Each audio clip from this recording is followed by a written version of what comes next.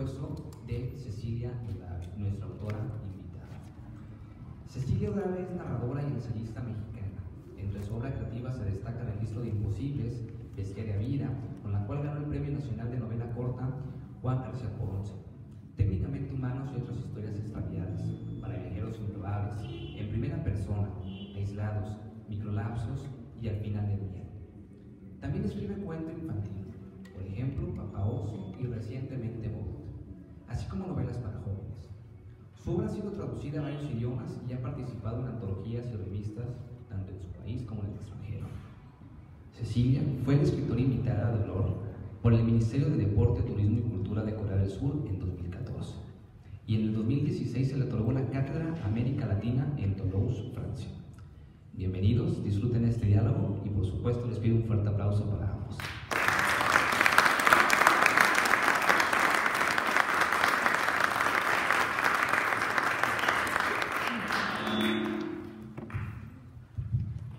Bueno, pues muy buenas tardes a todas y a todos. Gracias por estar aquí. Gracias, Cecilia, por venir para acá, y a la librería Carlos Fuentes por hacer posible este encuentro. Estamos en el marco de la 12ª Feria Internacional de las Humanidades y de las Ciencias Sociales, y pues bueno, para mí es un gusto enorme poder tener esta conversación con Cecilia, que es una autora que llevo leyendo mucho tiempo. Curiosamente, empecé con Bestiaria Vida, libro que ganó premio de novela corta, y fue por recomendación en ese entonces de quien era director de tesis, Luis Alberto Pérez Amezcua, que me dijo: tienes que leer a Cecilia Udave y este libro y este, ¿no? Entonces, sí, tenía razón, tenía que leerla, y pues fue una muy buena oportunidad esta de leer el Verano de la Serpiente, que va a ser muy curioso llevar este diálogo porque hay algunos detalles por ahí que, si los reveláramos durante la conversación, pues digamos que arruinarían la lectura de la novela, ¿no? Entonces digamos que no vamos a spoilear, ¿no? En pocas palabras. Pero sí me gustaría, primero, pues por comenzar leyendo este texto que está diseñado para invitar a que la gente consiga el libro, lo compre y se adentre en él, ¿no? Ya es suficientemente bueno como para esa función, así que espero que funcione. Dice: El Verano de la Serpiente es una historia magistralmente narrada desde perspectivas distintas que van confeccionando y perfilando a cada uno de los personajes. En sus páginas asistimos al momento decisivo en la vida de una familia durante el verano de 1977, que se desliza inquietante, develando los secretos que cada uno de ellos guarda. En una feria ambulante, Mari Carmen, la hermana mayor, pedirá conocer su futuro a una muchacha serpiente. La respuesta de esta será crítica y por lo mismo aterradora.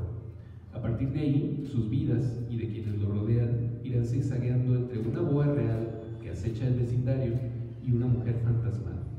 Una novela que danza entre la alegoría y la realidad, en la que Udave nos lleva de la mano por la imaginación o la certeza de dos niñas que empiezan a descubrir el mundo y se acercan a un momento decisivo y desconcertante que las llevará a cruzar el umbral de la infancia. Bueno, suena interesante, sí lo es, pero vamos a ir guiando esta conversación. Quisiera empezar preguntándote, Cecilia, ¿qué fue, o digamos, cuál es el origen del proceso de escritura de esta novela? ¿Cómo fue que, porque puede ser una idea que uno tiene desde mucho tiempo atrás, ¿no? Pero ¿cómo fue el momento en el que decidiste poner manos a la obra en el Verano de la Serpiente? ¿Se escucha? Bueno, antes que nada de contestar la pregunta, quiero agradecer muchísimo a la invitación que me hicieron, doctora Gloria. Muchísimas gracias. A la librería Carlos Fuentes, a todos los que nos acompañan ahora y que se tomaron el tiempo de venir aquí. Si hay muchos jóvenes también, no sé si algunos me han leído, otros no, pero espero que después de esta charla se acerquen a mi obra. Y bueno, no puedo estar en un espacio más agradable, y tiene que ver un poco con lo que Román pregunta: cómo surge esta historia, por qué quiero escribir esta historia y por qué se ubica además en Guadalajara y en Jalisco. Porque a veces tenemos esta idea de que tenemos que escribir grandes historias que se tienen que desarrollar en escenarios magnánimos o particularmente la Ciudad de México, que pensamos que eso nos va a llevar a internacionalizarnos.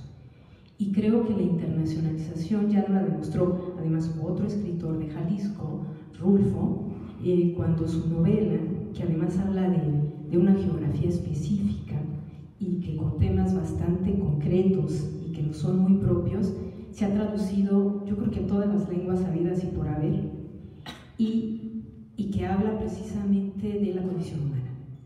Entonces yo creo que más allá de pronto de buscar esta literatura de efectismos o de sanguinarias, de cosas violentas que todo el tiempo están pasando, esa realidad que sabemos ahí que es exacerbada y que sí está ahí, pero también hay otras historias íntimas, hay otras historias personales, hay algo que pasa y que eso se vuelve todavía mucho más intenso y abarca otros espacios mayores. Y vuelvo también a los cuentos de Arriola, que son cuentos que no necesitan tampoco situarse en ningún lugar específico y que hablan precisamente de Jalisco y que establecen una relación internacional. ¿Por qué? Porque estamos hablando de lo nuestro. Siempre hay que hablar de lo que uno conoce. Entonces, cuando decidí escribir El verano de la serpiente, como todo lo que escribo, siempre escribo de lo que conozco. Y la familia es fundamental, porque todo sucede en la familia. Uno piensa, ay, es que mi vida es aburrida. Uno ve su vida aburrida, pero cada vida en su singularidad es una explosión de creatividad. Aunque parece que no pasa nada, están pasando muchísimas cosas. Entonces, cuando decidí escribir El verano de la serpiente, yo vivía en la calle de Francia, de la colonia moderna. Quienes han vivido a Guadalajara conocen la colonia moderna. Cuando estaba la antena de Canal 4, no en el Cerro del 4, sino ahí, en plena ciudad, una de las colonias emblemáticas de Guadalajara, que nace entre siglos, entre el 19 y el 20, y decidí que solamente iba a estar en un fragmento de la calle de Francia, porque es muy larga, y que no necesariamente tiene que ver conmigo, pero sí tiene que ver conmigo, porque todo lo que uno escribe tiene que ver conmigo. Entonces eso también se los digo por si hay jóvenes escritores aquí, que de pronto, o escritoras, que de pronto todo tiene que ver conmigo, pero no necesariamente nos pasó. Es una manera de reinterpretar y de ver el mundo, y entonces no tenemos que tener miedo de platicar de todo aquello que nos conmueve o que nos sacude, y que también lo podemos hacer desde la intimidad. No todo tiene que ser, Román, exterioridad, ¿no? Ahora que vemos todas estas cuestiones que uno ya abre un libro, ya sale el sangrerío ahí, que uno lee un libro y acaba completamente perturbado, acaba cimbrado. Y yo he escuchado a muchos lectores cuando dicen, yo no quiero volver a leer esta novela jamás, porque sí, sabe, pero es horrible y todo lo que pasa es escalofriante. Entonces cada vez es un miedo constante a la literatura. Entonces yo no quiero escribir algo así. Y me propuse hacer una historia íntima donde pasan cosas terribles. No necesariamente no pasan cosas terribles, pero una buena novela está en todo aquello que no se dice y que el lector va a completar. Porque entonces, por más terrible que pueda ser algo, el lector sabe hasta dónde puede llegar, qué tipo de crueldad puede soportar. Y eso es lo que yo también quería hacer. Dicen, ay, les pudo haber sucedido esto. No, yo vivía ahí. Por otro lado, también quería hacer una novela donde rindiera homenaje a grandes escritores de mi tierra. Y entonces ahí hay guiños, por ejemplo, a El filo del agua, de Yáñez. Porque además todo tiene que ver en este verano, que nuestros veranos en Jalisco son súper lluviosos.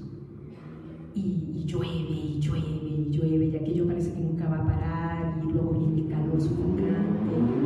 Y quería también, entre muchos otros, ¿no? Y otros escritores mexicanos y escritoras mexicanas que están ahí.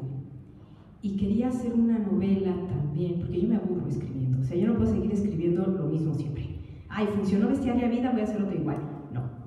Pero el tema de la familia era importante para mí, porque estoy trabajando una trilogía, o a lo mejor más, porque me dijeron que Aislados también habla de la familia, porque yo sí creo que en la familia se gesta todo lo que uno va a hacer después. Es el núcleo básico, para bien o para mal, de lo que vamos a hacer nosotros.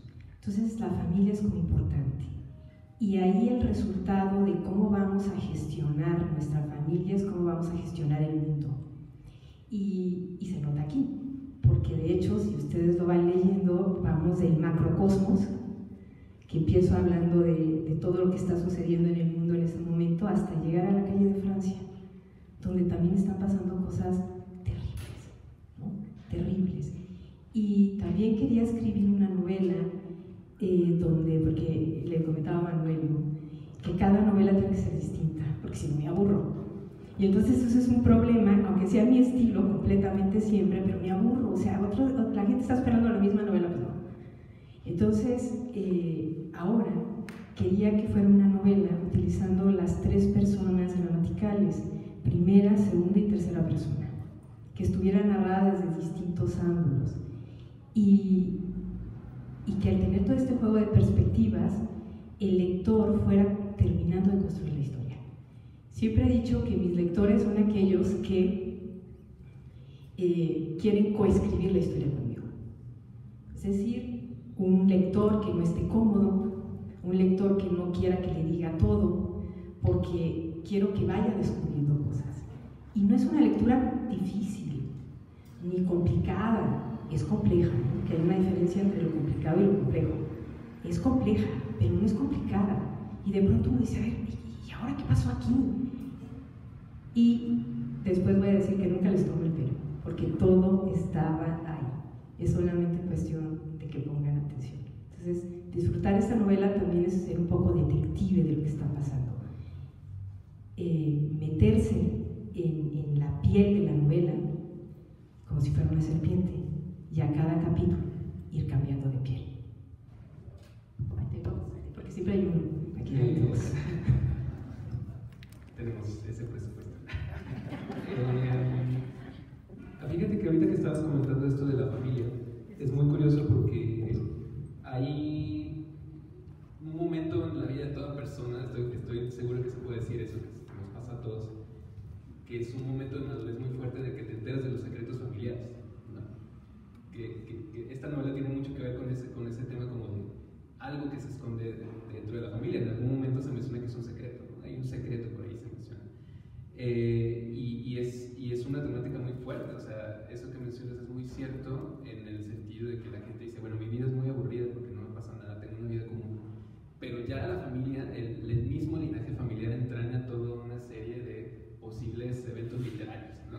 Entonces, y algo que me llama mucho la atención de esta novela particular es cómo se va formando en la mente del lector, porque lo que hace la novela es serpentear.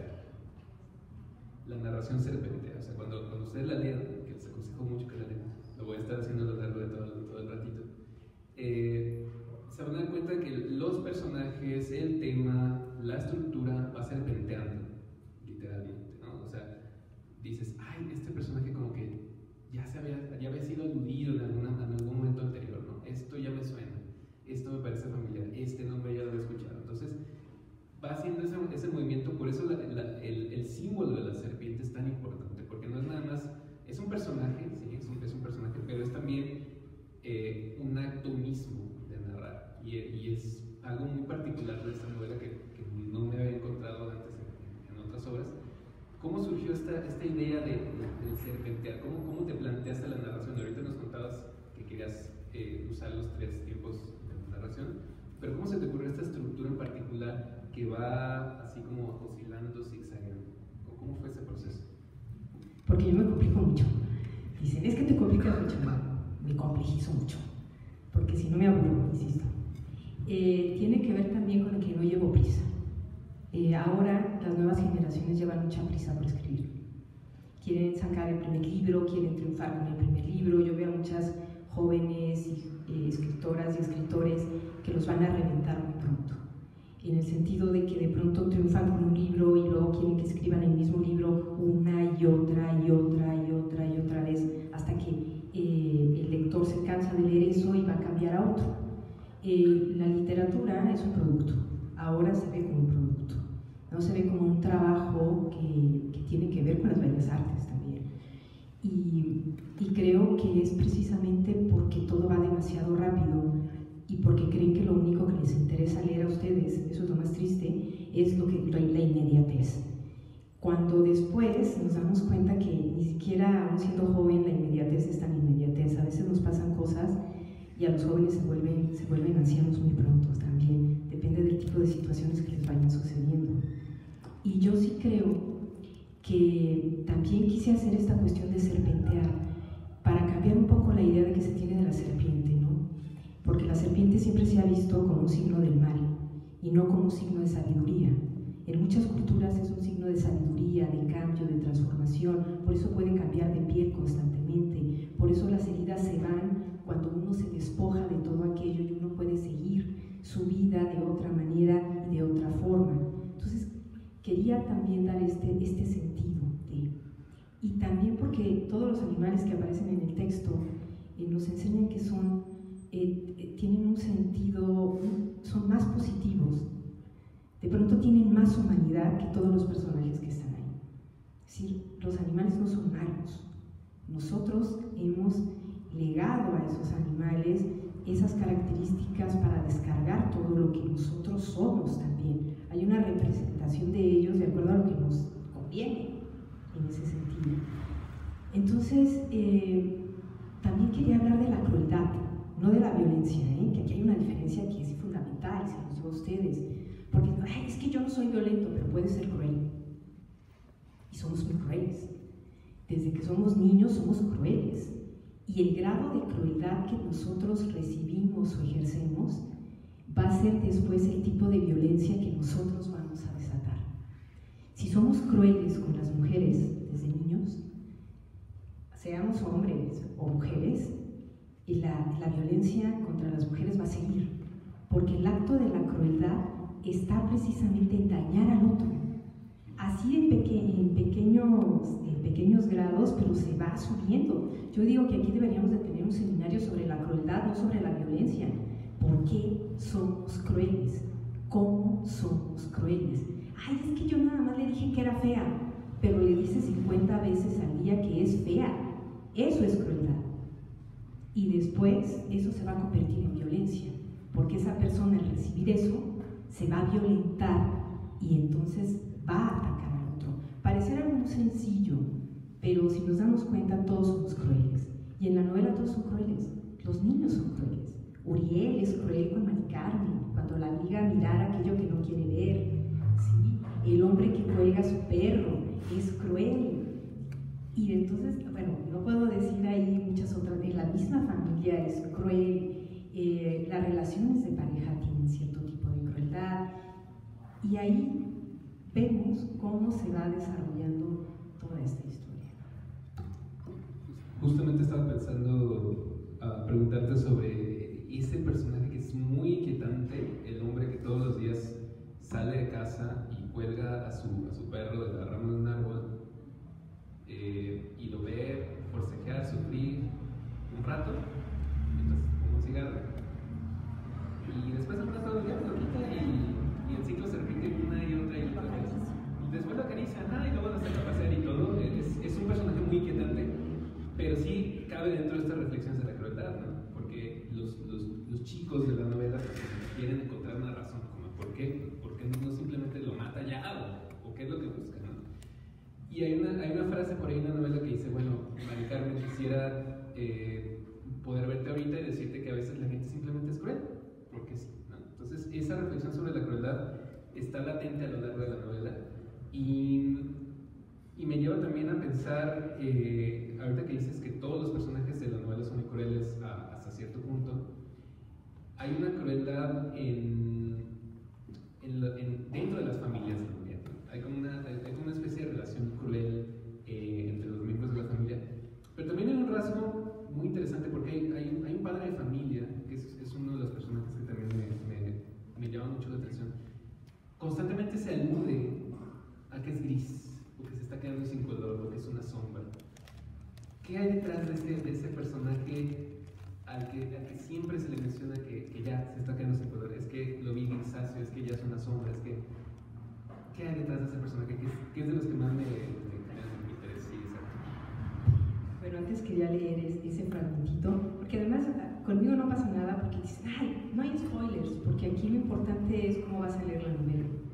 Y se pueden decir algunas cosas, pero después cuando la lees dices, ay, podemos decir todo esto que estamos diciendo son como anécdotas, pero lo importante es cómo se va desarrollando, por qué el hombre cuelga a su perro, y cómo Miguel y Mari Carmen, que son dos niños que no llegan ni a los 11 años, empiezan a preguntarse por qué lo hacen, y todas las razones que puede haber o no, que tienen que ver como el sentido de la crueldad. Y aquí me gusta porque dice Mari Carmen, ahora que ya no estás, me hubiera gustado decirte, pero ya no podré hacerlo, que en aquel momento yo tampoco sabía ni comprendía que a veces no existe una razón aparente para la crueldad, solo aflora o nos aguarda mientras algunos, agazapados, nos deleitamos en ella. El problema es el deleite sobre la crueldad, ¿no? Y bueno, la cuestión del padre. Yo cuando empecé a escribir la novela, llegó un momento, duré 4 años y medio, casi 5, sin poder escribir esta novela. Y tenía que ver porque hay un duelo, el duelo, ¿no? Y esto tampoco pasa nada si uno de pronto puede contar sobre esta cuestión gris, porque yo perdí a mi padre muy joven. Mi papá murió de 55 años y nunca pude hacer un duelo. Y de pronto mi papá era gemelo y muere mi papá, pues el gemelo. Entonces era terrible porque yo veía a mis gemelos idénticos, veía a mi tío, pues era como era mi papá, y vi envejecer a mi papá en mi tío. Muere mi tío en el 2017 cuando termino de escribir la novela. Por eso sabes ahí esos detalles. Muere en el 2017, entro en crisis, yo no puedo terminar la novela, pero muere mi tío. Después de hacer todo el duelo, me encierro a escribir el final y a reescribir la novela en algunas cuestiones, ¿no? Y fue una catarsis muy linda. Ahora, ¿por qué este personaje se va volviendo gris?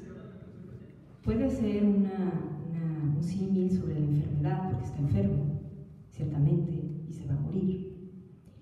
Pero al mismo tiempo tiene que ver con cómo pasamos toda nuestra vida haciendo cosas que no queremos hacer. Es decir, que tenemos una vida donde cumplimos expectativas y dejamos de lado lo que queremos hacer. Entonces, poco a poco, este personaje se va volviendo gris, pero también oscilaba entre el rojo profundo de la ira, de estar haciendo lo que no, y el negro desolador, ¿no? Estos bicolores, que ya no sé si existen, que eran muy curiosos también en la época. Y bueno, este personaje de alguna manera nace de esa nostalgia de poder conciliar el duelo. Pero también después he descubierto otras lecturas que están ahí. Es que ahí sí es un capítulo tan entrañable que no puedo dar detalles porque es muy lindo, porque también tiene que ver la relación de la hija con el padre, que puede ser también la relación del hijo con el padre, y cómo nosotros vamos construyendo también muchas fantasías alrededor de ellos y nunca los vemos. El problema también de la novela, que quiero plantear en la novela, es que nunca vemos al otro. Siempre estamos proyectando lo que somos en el otro.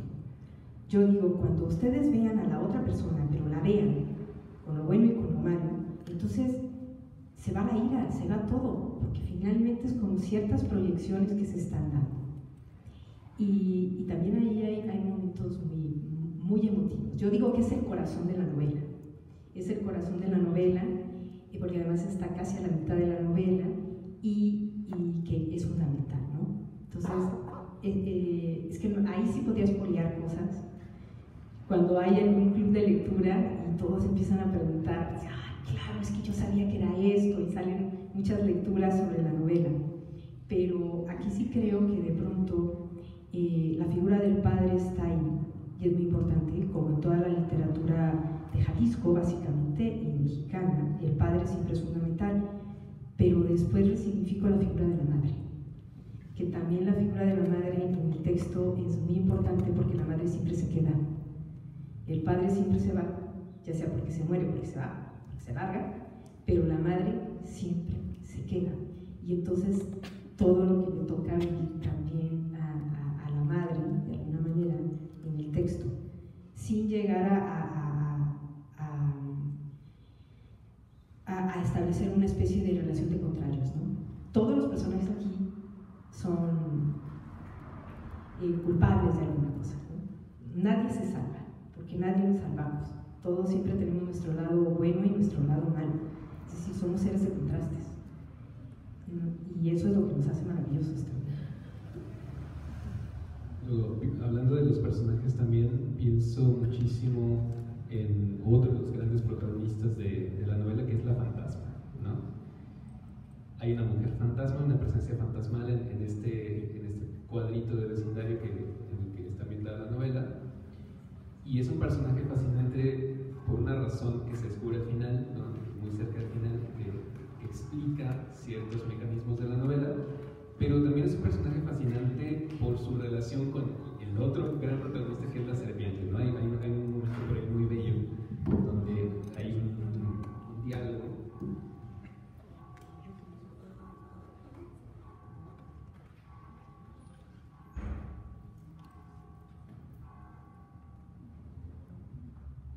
Hay un momento de la novela donde habla la fantasma, ¿no? Y entonces ella le habla a la serpiente, a la roja. Y creo que ese momento en el que se relacionan ambas, caen muchos veintes de cómo está compuesta la novela y del sentido general de la obra, ¿no? Pero ella, la fantasma, le dice: te dejabas ver poco por el jardín, salvo cuando las niñas iban a jugar para no levantar sospechas. El resto de las horas las dedicabas a dormir o a vagar por esos terrenos cada vez más conocidos. Con el tiempo identificaste a otros habitantes del pequeño mundo de esa calle, porque al principio solo te movías en ese perímetro hasta dominar bien el salto de bardas o el deslizamiento por las ventanas abiertas, buscando, tras merodear por las viviendas y saquear alguna alacena, rutas de escape o escondites. De esa manera, y encaramada en el tabachín, es una novela sobre Guadalajara, por los tabachines me di cuenta claramente, ¿no? Descubriste y estudiaste durante algunos días la posibilidad de tragarte un fox terrier que un hombre regordete con cara de niño colgaba en el árbol. El dueño nunca le quitó la vista de encima y no mostró ninguna inquietud cuando una tarde te descubrió entre el follaje meciendo tu cabeza de un lado a otro con intención de atacarlo. Su respuesta: lanzarte el humo a la cara, irritando tus ojos y provocando la retirada.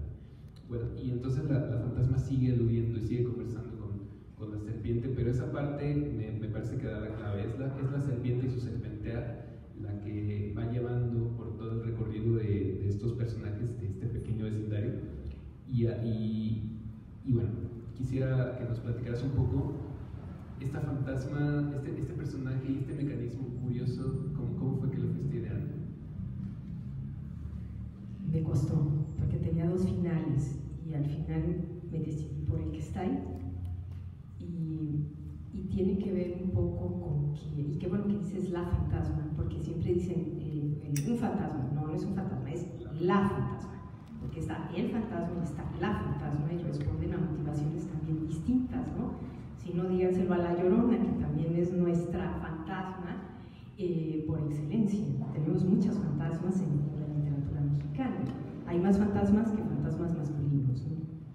Y incluso el único fantasma que tenemos, que también nos pertenece a nosotros, que yo acabo de escribir porque me encanta la figura del fantasma, voy a escribir un ensayo, que estoy en ello, que se llama La belleza del fantasma, para una editorial española, pero acabo también de terminar un artículo muy extenso, de casi 50 páginas, hablando de la presencia del fantasma literario desde la colonia hasta la fecha.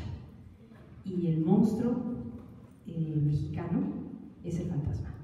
Así como la bruja es para los rusos, por ejemplo, para muchos países europeos, el fantasma es para nosotros.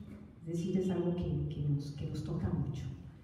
Ya se imaginarán por qué y toda la simbología que puede tener un fantasma, ¿no? Que finalmente es el remordimiento constante o la culpa constante, o el no haber hecho algo, o muchísimas otras cosas, ¿no? Porque yo siempre he dicho que también la fantasma por ejemplo, de La Llorona, no tiene nada que ver con el mito de Medea, ¿no? porque Medea mata a sus hijos para vengarse de las infidelidades de su esposo y porque la va a cambiar por una mujer más rica. Y en el caso de nuestra Llorona, que viene directamente del mito de Medea, hay una variante bien importante ahí. Ella mata a sus hijos no porque quiera vengarse del marido, sino porque sabe que lo peor que le puede pasar a un hijo de un español que ya no lo reconoce es la bastardía, y prefiere matar a sus hijos para que no les digan bastardos, porque ya sabe el fin terrible que les espera. Entonces, cuando empezamos a descubrir todo este tipo de situaciones tan sutiles, yo quería que también la fantasma tuviera todo este tipo de sutilidad, que aquí no tiene que ver con esto, pero sí con, que no puedo decir porque Mari Carmen además en esta novela, en relación a todo lo que está pasando y a todo lo que le pasa a Ana y a todo lo que le está sucediendo a todos estos personajes, pues van estableciendo primero con el lector pues una especie de complicidad, ¿no? Uno se va ganando al lector a partir de todo esto que pasa, y esa fantasma va desestabilizando esa lectura y dice, la fantasma qué, y la fantasma qué, y la fantasma qué, y entonces se hace más presente, aunque aparece poco. Tiene un capítulo ahí donde está hablando además con la serpiente, igual que la serpiente, y la serpiente qué, y la serpiente qué, pero de pronto está ahí funcionando de esa manera.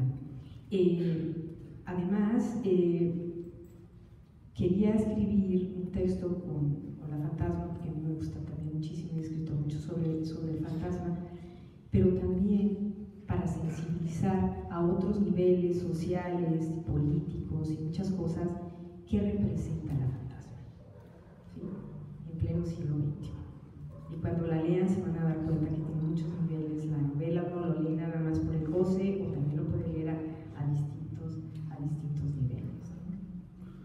Y todos los detalles en la novela romana están súper cuidados. ¿Por qué 1977? Porque es el año de la serpiente en el calendario chino. Y porque en 1977 pasaron muchísimas cosas que me venían muy bien a cuento para la novela. Y yo me prometí algo, y esto fue como muy mágico en la novela, que cuando yo terminara de ponerle punto final a la novela, iba a recuperar todos los acontecimientos que estaban pasando en ese año. Y resultaron ser años espejo. Y aquí recupero lo que decía otra de nuestras grandes escritoras también, que es Elena Garro, ¿no? En Los recuerdos del porvenir, que el porvenir siempre es la eterna repetición del pasado. O sea, es como cíclico. No podemos salir de ese urubos, vamos a decir, de la serpiente que se muerde de la cola, porque siempre estamos repitiendo lo mismo. Y aquí quería ver si había un final donde se pudiera romper un poco esto y ver algo de liberación. Tú ya la leíste, entiendes, en ese sentido. Bueno, hace un momentito hablabas de los detalles que se revelan ahí. Mencionaste el 2017, que fue el año que terminaste la novela. Y por ahí curiosamente coincide con que se menciona, le habla del personaje al padre, ¿no? Y le dice, bueno, si tú supieras que justo acaba de llegar a la presidencia de Estados Unidos un personaje horrendo, ¿no? Ya sabemos quién. Y curiosamente la novela aparece cerca de su regreso, ¿no? Entonces, volvemos a esto de la historia, ¿no? Ahora se repite un periodo de tiempo muy corto, ¿no? Pero sí lleva esa reflexión, porque la fantasma es un personaje que hace pensar sobre esta cualidad del tiempo, ¿no? Que hay algunas cosas que parecen no avanzar. Pero me parece muy llamativo en general esta novela, la temática que nos hablabas, que es algo íntimo, es casi como una defensa de estas temáticas que sí, no sé si llegaste a saber de este debate que hubo hace unos 10 años, más o menos, hubo un pequeño movimiento de escritores mexicanos que ante el mundo pues decían, bueno, no en México no todo lo que se escribe es narcoliteratura, ¿no? O literatura sobre la violencia, ¿no? También se escribe fantasía, también se escribe no ficción, también se escribe cualquier cantidad de géneros, cualquier cantidad de temáticas que no especifican porque en el mercado internacional pues, se empezaba a privilegiar autores mexicanos, o se empezaba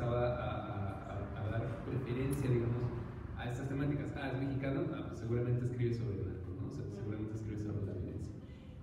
¿Cómo, en el contexto actual en el que nos encontramos, cómo percibes tú la aparición de esta novela? ¿Qué crees que aporta o qué crees que pone sobre la mesa en este?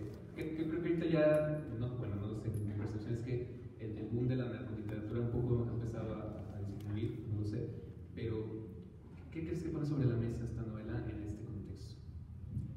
Bueno, yo siempre he escrito sobre géneros no miméticos, es decir, sobre lo insólito.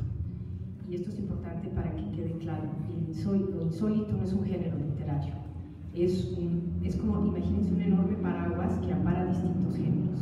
Lo fantástico, la ciencia ficción, lo extraño, lo maravilloso, el realismo mágico, pero que no porque sean insólitos no pueden suceder. Es decir, lo insólito rara vez ocurre, pero puede ocurrir. Y México es un país de narradores insólitos.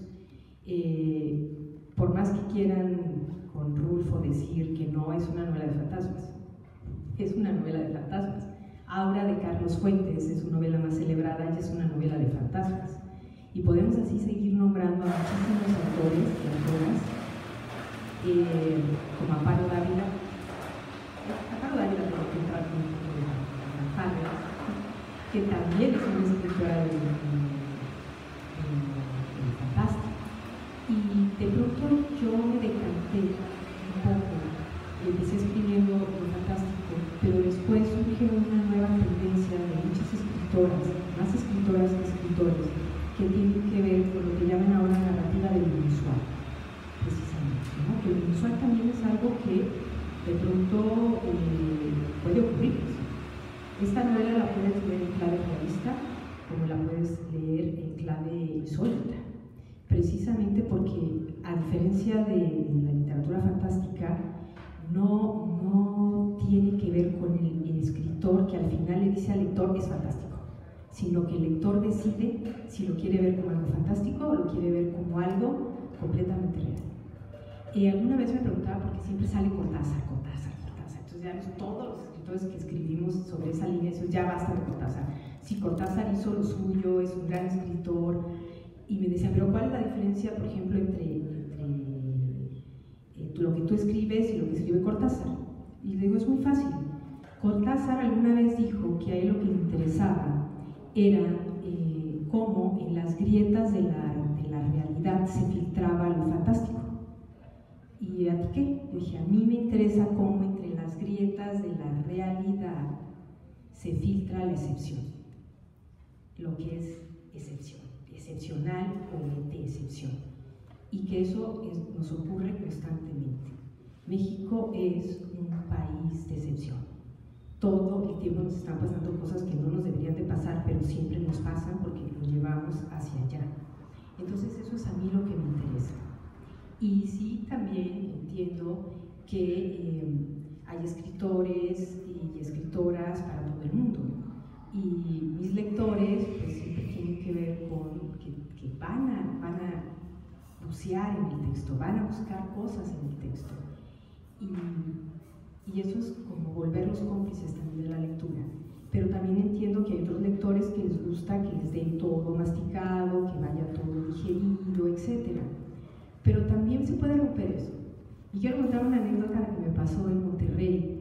Una lectora mayor, de pronto, en un círculo de lectura en Monterrey, dentro de una feria del libro, dijo que quería preguntarme algo y levantó la mano y dije, sí, por favor, señora, dígame. Yo odié tu novela. Pero sí dije, señora, está en todo su derecho. Digo, no le puedo regresar el dinero, pero si quiere se lo regreso. Está en todo su derecho de odiar la novela. Espérate. Dijo, ahora voy a decir por qué la odió. Usted suelte todo lo que quiera, usted escupa. Y escupe lo que como decimos. Y le dijo, no, pero dije, ¿por qué lo odié tanto? Eso no puede ser posible. Este sentimiento no lo había sentido en ningún libro, la voy a volver a leer. Y la volví a leer. ¿Y la odió más o qué? Me gustó. Le dije, ¿cómo que le gustó? Sí, pues por eso te lo estoy diciendo. Me gustó. Porque dije, no me engañó. Todo está ahí y lo leí de otra manera. Dije, sí, y se la compré a mi hija para que se la diera a las hijas suyas también. La teníamos que leer porque es verdad todo lo que estás diciendo de la familia. Y bueno, era mi fan. Y voy a comprar todos tus libros y todo. Y señora, todos van más o menos por ahí, no importa, los odio y luego los vuelvo a leer. Y fue muy lindo, porque tienen que ver que no les damos tampoco nunca una segunda oportunidad a los libros. Los leemos y quizá no los leemos en el momento adecuado, los leemos rápidamente o lo que sea. Y después, los mejores libros son cuando se releen. Siempre he pensado, y a mí es un gran halago cuando alguien dice, le hice una relectura, o cuando lo subrayan, o cuando tienen alguna frase ahí que les gusta. Entonces de pronto esta señora es mi fan, que todavía nos escribimos y a veces ya sacaste la próxima, no sé, voy lenta, voy lenta, voy lenta.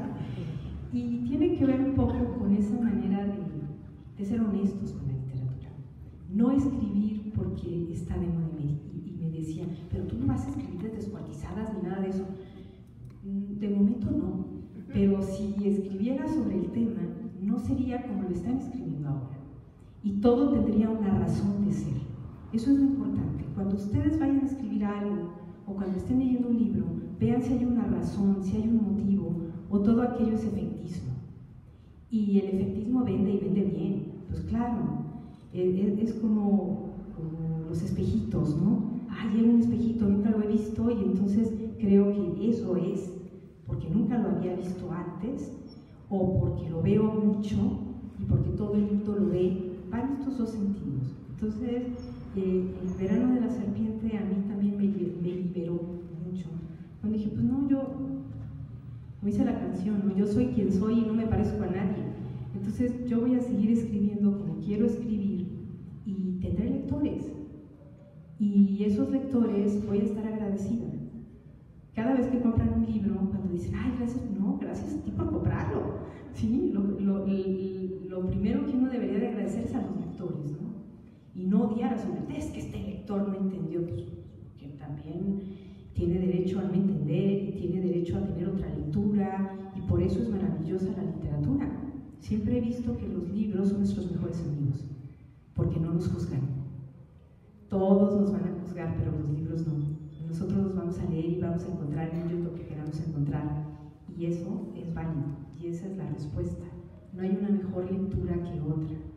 Y todas las lecturas son válidas y por eso la literatura, ojalá, es una experiencia distinta a ver cine o a ver fotografía, porque es un acto extremadamente íntimo y que además uno puede tener ahí todo el tiempo.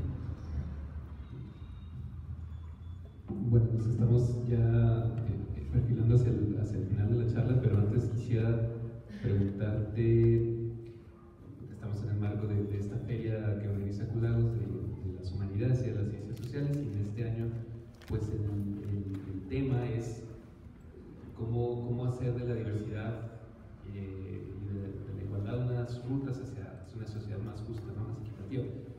En ese sentido quisiera preguntarte, ¿tú cómo percibes el ejercicio literario o la práctica de la literatura o la lectura en sí, ¿no? ¿Cómo las percibes como herramientas que vayan encaminadas a una sociedad que tenga, digamos, unos valores lejanos a pues, el tema de la violencia, la desigualdad, todas estas cosas horrendas que nos aquejan ahora? ¿Cómo percibes tú, qué papel crees que puede jugar la literatura, la escritura y demás en este contexto? ¿Qué puede hacer para que nosotros podamos tener una sociedad más pacífica? Más pacífica, más igualitaria, sin juzgar al otro, sin diferencias de género, sin nada de eso. Yo siempre digo, a ti, ¿qué te gusta? Las personas. A mí me gustan las personas. Sin género, sin nada. Quiero a las personas. Simplemente son personas. Si nos viéramos como personas, no importa todo lo demás. Si son bonitas, si son feas, si son trans, si son gays, si son lo que sea, son personas. Y el problema es que no vemos que son personas. Entonces, siempre he dicho, y cuando me preguntan, no, pues es que nuestro gran problema es que no nos damos cuenta que son personas. Y no tiene que ver con el color, no tiene que ver con la posición social, no tiene que ver con nada de eso. O sea, yo siempre he creído que esa sería como nuestra ruta, ¿no? Y por otra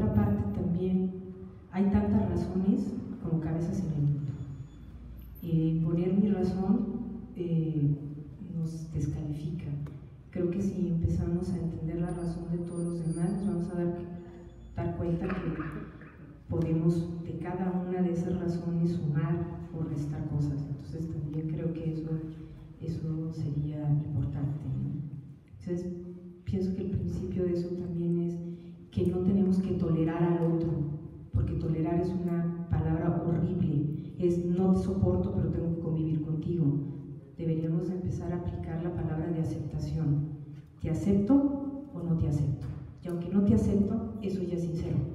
Y eso evita también vivir en una sociedad hipócrita, donde lo único que estamos haciendo es generar más hipocresía y más violencia. Y por lo mismo, eso viene de la crueldad que generamos al otro. Son personas, carajo. Somos personas. Y tenemos derecho a ser como queramos ser. Porque si no, este mundo, ¿qué sería? Todos iguales, pues qué aburrido, ¿no? Entonces, eso yo diría. Por eso me encantó que me invitaran aquí. Y en la literatura es igual, ¿no? Hay escritores y escritoras para cada uno de ustedes. Y es maravilloso. Yo no puedo decir, es que a mí me gusta.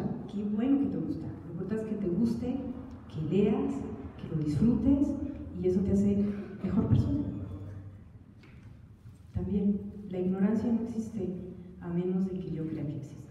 Si yo le digo ignorante al otro, estoy fortaleciendo la ignorancia. Creo que por ahí va. Pues tenemos un espacio para que las personas del público puedan hacer preguntas, comentarios. No sé si alguien por ahí tenga algo que quiera preguntar ahorita que tenemos a Cecilia aquí presente. Es una excelente autora. Yo personalmente le recomiendo no solo El verano de la serpiente, sino Bestiaria Vida, que también es una novela muy buena. Y este libro de microrelatos que se llama Para viajeros improbables. Y luego está al final El miedo, que es sobre rupturas de pareja.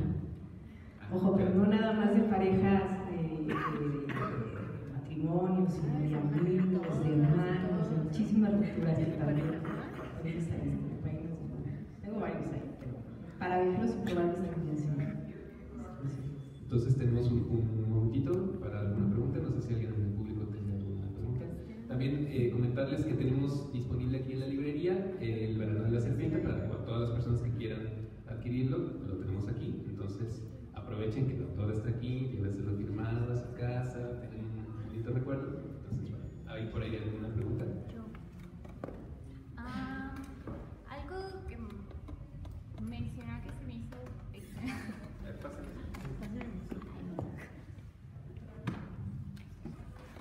bueno, algo que me pareció muy importante y que me despertó el interés mucho fue lo que mencionó sobre la inmediatez, que estamos, sobre todo los jóvenes, estamos como en una época donde todo queremos rápido, y la lectura es algo que necesita tiempo, necesita comprensión, y no es algo que se da al instante. Pero esta inmediatez no solo nos afecta en la lectura, claramente, sino nos afecta a nuestro alrededor, de que queremos todo rápido, queremos terminar la carrera rápido, queremos conseguir el éxito rápido, todo vamos tras este como proceso de inmediatez, y más por la presión que hay en nuestro alrededor, porque obviamente tras este concepto que está como empleándose en la sociedad, todos queremos todo rápido. Entonces yo, como este transcurso que platicó sobre su duelo, obviamente tuvo que darse su espacio y decir, tengo este proceso, tengo este proyecto importante que es mi libro, pero tengo que hacer una pausa para poder cerrar esto. Yo sé que a lo mejor la paciencia es una virtud que no todos poseemos, pero que se puede desarrollar.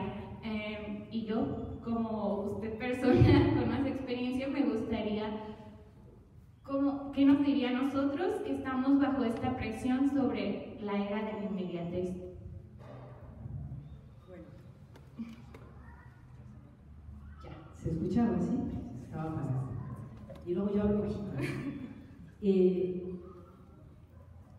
Dar consejos es peligroso, pero yo solamente puedo hablar de lo que yo hice. yo puedo compartir mi experiencia, pero mi experiencia no es un consejo, que quede claro, porque luego los consejos no a todos les vienen bien.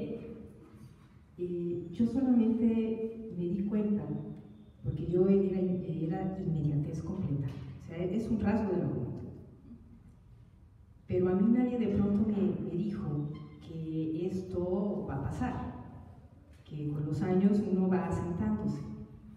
Pero también es cierto que lo único que yo puedo decir es que no dejen de lado muchísimas cosas que deben disfrutar, porque el tiempo pasa y a veces por estar tan obsesionados con triunfar o con reconocimientos o con destacar, nos olvidamos de las cosas más preciadas, que es la gente que está alrededor nuestra, los padres que no sabemos cuánto nos van a durar, los buenos momentos, o disfrutar a veces de cosas sencillas. Tampoco tenemos que hacer grandes cosas en la vida. Yo creo que el mejor proyecto que uno debe de tener en esta vida es uno mismo, es decir, ser mejor persona cada vez, y cuando lo eres mejor persona se nota y las cosas llegan. Yo cuando pensé que iba a publicar el Alfaguara, pues jamás, y yo dije, pues sí, esta novela, pues no sé, se habrán equivocado, cuál de editora me leyó, porque de pronto hay otro tipo de líneas editoriales, ¿no? Hoy lo hablaba con Manuel, y de pronto, pues no, de pronto hay alguien que dice, pues me gusta, y vamos viendo. Entonces todo este tipo de cuestiones tienen que ver con la paciencia, pero también la paciencia no es, a todo le llamamos virtudes, y virtudes hay pocas. En realidad son pocas las virtudes, pero todos decimos que son virtudes cuando tenemos un montón de defectos, y defectos también hay muchos. Yo mejor no pensar ni en virtudes ni en defectos, sino en cultivar la paciencia. Como cultivamos una planta, y depende de cómo la cultivemos, se va a hacer bonita o se nos va a secar. Y verlo como un ejercicio más concreto y menos abstracto. Creo que el problema es que dejamos de ser niños. Los niños todo lo ven concreto. Ellos, para que puedan entender algo, por ejemplo el estrés, tienen que verlo concreto. Cuando yo escribo cuentos infantiles o hago, por ejemplo, el papá oso, que es un padre que de tanto trabajar es un oso y se convierte literalmente ahí, se tiene que convertir literalmente en oso para que el niño entienda que hay una transformación. Y después le dicen que es víctima del estrés y pues no va a entender el estrés de manera abstracta.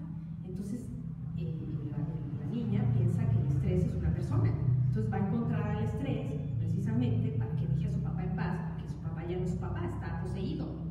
Y entonces es así como nosotros también deberíamos entender las cosas, volverlas concretas, y cuando se vuelven concretos, como que también nos es más fácil gestionar, porque nos hemos vuelto muy complicados para salir de las cosas. A veces es algo tan fácil como hay un dicho que me encanta: ¿por qué entrar por la ventana si puedes tocar la puerta? Entonces, ¿por qué tenemos que hacer las cosas siempre tan difíciles? Y esa sola idea de verlo así concreta, sí, porque siempre estoy buscando entrar por otros lados, cuando puedo tocar la puerta, hola, ¿qué tal? Quiero pasar, pásale, no, me van a dejar pasar, no nada, entonces me voy a colar, me voy a meter, entonces estamos haciendo esas cosas. Entonces eso a mí me sirve mucho. Es un consejo, es algo que me sirve, que comparto, Muchas y tú gracias. gestiones. Muchas gracias. No he leído la novela definitivamente, pero ha tocado fibras muy sensibles en mí. Ahorita en este justo momento, no sé si me siento como la mujer fantasma o como la persona gris. Estoy atravesando por un momento de duelo y creo que lo que me ayudó a estar escuchándole es que a pesar del duelo hay que hacer algo. Entonces ahorita sí me gustaría dejar de sentirme como la mujer fantasma o como esa persona gris que se está apagando en estos momentos. Le agradezco mucho porque es lo que ha tocado en mí. Gracias. Gracias por su comentario, y solamente le voy a decir una frase.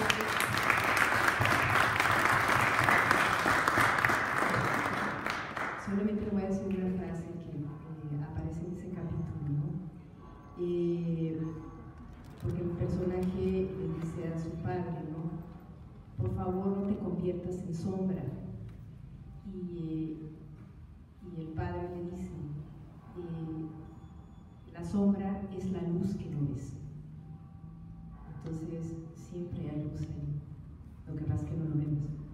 Entonces, insisto, gestionarlo de otra manera. Una sombra es la luz que no ves y siempre va a estar ahí. Gracias.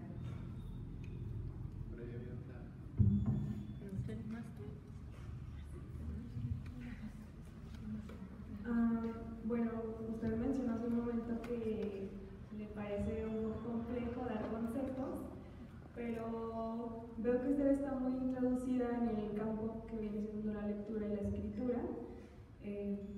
Entonces quisiera yo preguntarle, desde su experiencia, ¿qué fue lo que la animó, lo que la motivó a poder seguir introduciéndose a este campo tan complicado y tan demandado por la sociedad? Porque pues en mi salón conozco a varios compañeros que les interesa mucho este ámbito, pero para ellos es complicado atreverse a hacer las cosas. Entonces, no como consejo, sino desde su experiencia, ¿cómo fue que usted logró llegar hasta donde está en estos momentos? Bueno, ahí es distinto, porque yo también he dado talleres literarios, y en talleres literarios, si me piden consejos, soy implacable. Pero ahí es otra cosa porque es profesional, si queda claro, uno no puede dar consejos personales porque pues eso es más íntimo. Entonces ahí se puede herir susceptibilidades, pero cuando se trata de una cuestión profesional, quieren ser escritores y quieren salir adelante, soy implacable. Y está muy bien porque me ha ido bien, a mis alumnos les ha gustado y muchos de ellos también han hecho muchas cosas muy importantes. Yo creo que volvemos a lo mismo, uno tiene que estar, lo más importante es aceptar y escuchar lo que dice el otro, no tomarlo nada personal, sobre todo en la escritura. Uno escribe, pero eso no somos nosotros, es una parte de nosotros, y es una parte que está en constante movimiento y en constante construcción. Porque si usted lo toma personal, o cualquiera de ustedes lo toma personal, no escriba, porque se van a encontrar con lectores como esta lectora que dijo que odiaba la novela, y yo en ese momento dije qué horrible, pero después que sí la quiso y la amó, pero puede haber otro que la odie o que no le guste, y eso no debe de determinar que usted quiere escribir. Escribir tiene mucho que ver con el deseo de hacer. Es una necesidad, es un gusto, es algo que uno no puede parar. Y uno dice, ya no voy a volver a escribir en mi vida. Ay, bueno, mañana. Y uno vuelve a escribir, ¿no? Entonces, y que todo lo que recibas retroalimentación. Y usted lo gestiona. Porque habrá gente, es que yo haría esto y aquí y allá. Yo siempre he dicho, no es yo haría esto. Un tallerista no puede decir, yo haría esto y cambiaría, no. Aquí falta, aquí no va bien, ¿cómo lo soluciona?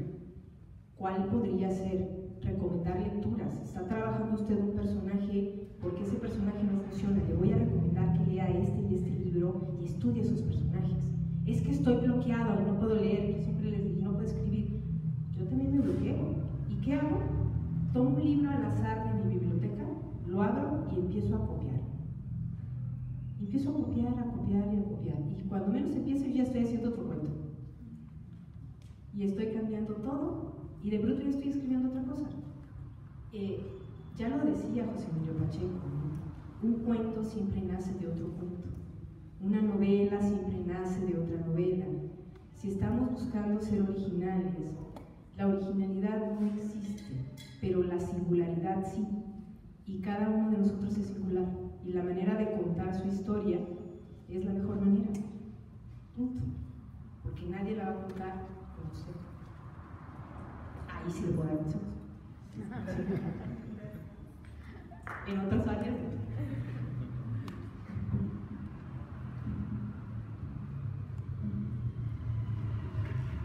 Bueno, pues entonces vamos a agradecer muchísimo a Cecilia por estar acá, por haber estado acá, por habernos acompañado. No sé si... una pregunta más por allá atrás. Ahí está. Para que no se quede. Sí, a mí se me quedó muy pegado cuando mencionó sobre su punto de vista sobre la crueldad. Y bueno, me preguntaba cómo llegó a esas conclusiones de cómo la naturaleza humana puede decantarse por hacer como el mal, hacer malas acciones, y a veces no hay como una explicación detrás, un motivo o una causa.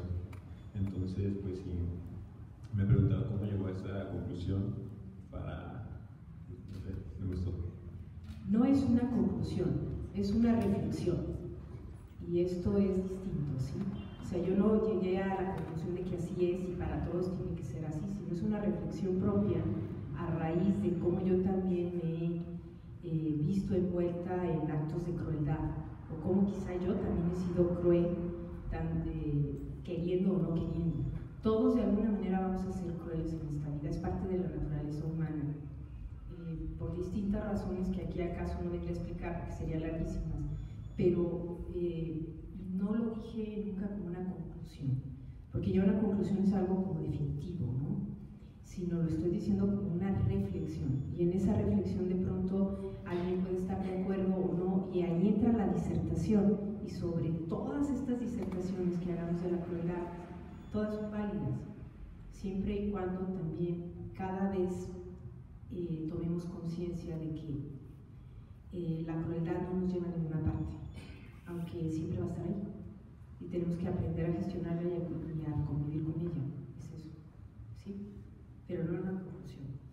Imagínense, cuando yo ya tenga la conclusión de algo, si siempre uno dice como que a nadie le gusta tampoco que sea así, que diga uno concluyendo, ¿verdad? Porque es así como sigue y sigue, pero pues es que no hay conclusiones definitivas en ese sentido. Espero haber contestado su pregunta y también para todos, ¿no? Nunca voy a ser categórica. Por eso también mis novelas siempre son abiertas, y me gustan los finales abiertos, y me gusta que el lector llegue a sus propias reflexiones.